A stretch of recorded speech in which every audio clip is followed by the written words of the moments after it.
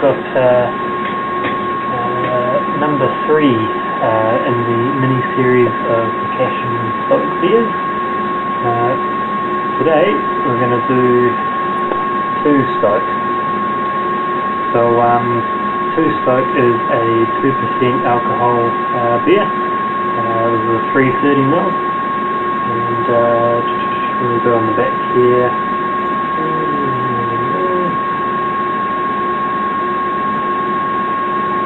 Pretty much the same as what the other bottles say on the back, so nothing new there.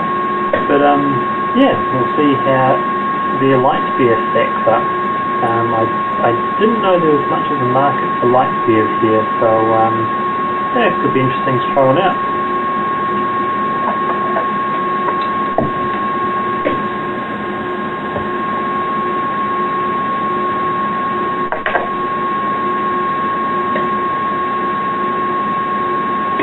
Smell the hops.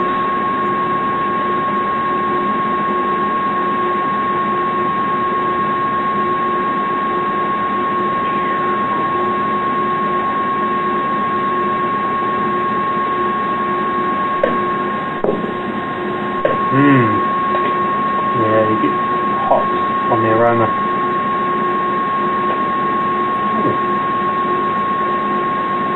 Surprisingly, quite a malty, sort of hoppy aroma for a light beer.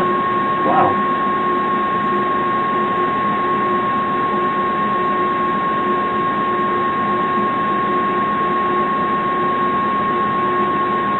Quite a sort of a grainy sort of malt aroma to it.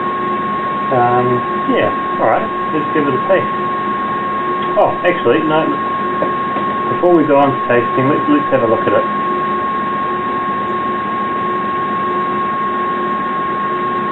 And that is just so pale, and funny enough, I've actually got some, I don't know whether that's some sediment or hop fragments in there, but it's, I mean, it's clear, but it's definitely got something in it, so I don't know. It kind of just reminds me of homebrew sediment, so that's kind of weird.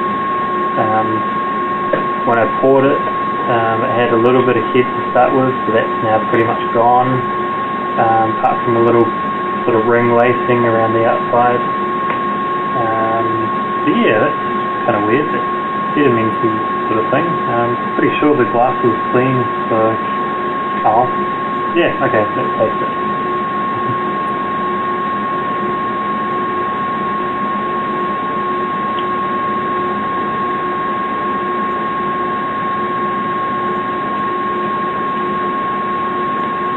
Well carbonated.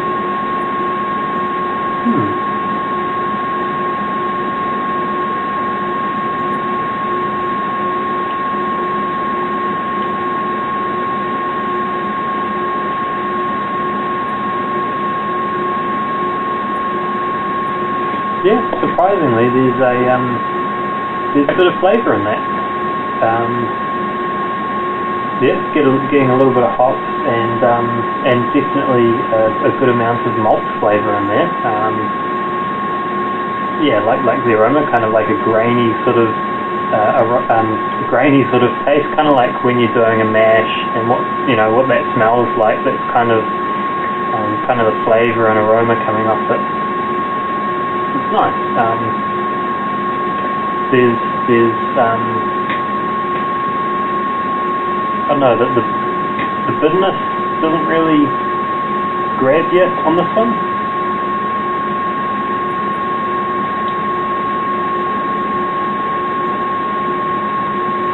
Yeah, it's not a very bitter beer. It's but it's not sweet either. Certainly, there's no bitter aftertaste. It's a slightly dry mouthfeel afterwards, but it does just cut off in a sense. So it's kind of a clean finish apart from that dryness.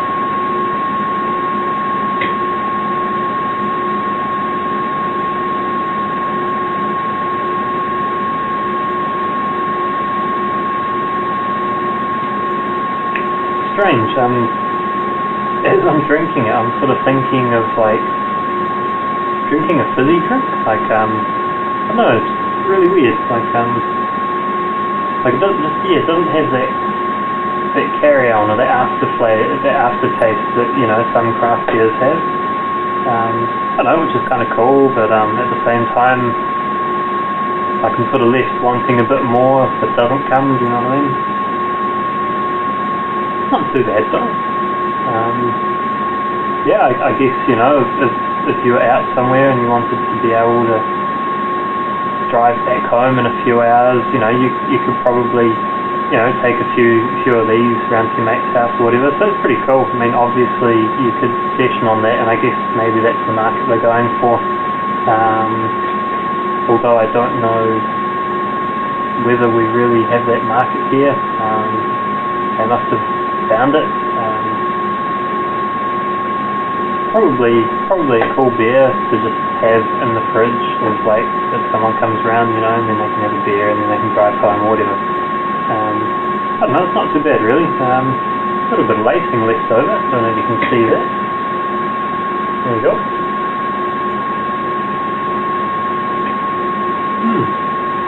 Now the tricky part, I have to rate it. So I have to be careful here because it's obviously not a very flavoursome beer really. It's light, but for a light beer, it's not bad. We'll give it one last flavour, one last tasting, and then we'll have a rating it.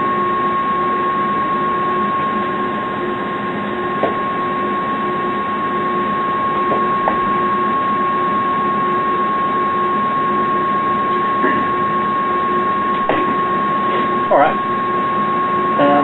I would probably say this beer, judging it by light beers, I haven't had a lot of light beers. Certainly the ones I have had were pretty tasteless, kind of watery. This one is not tasteless, it's not watery, so by that, I mean, I could probably give it about a 6, maybe a 6 out of 10.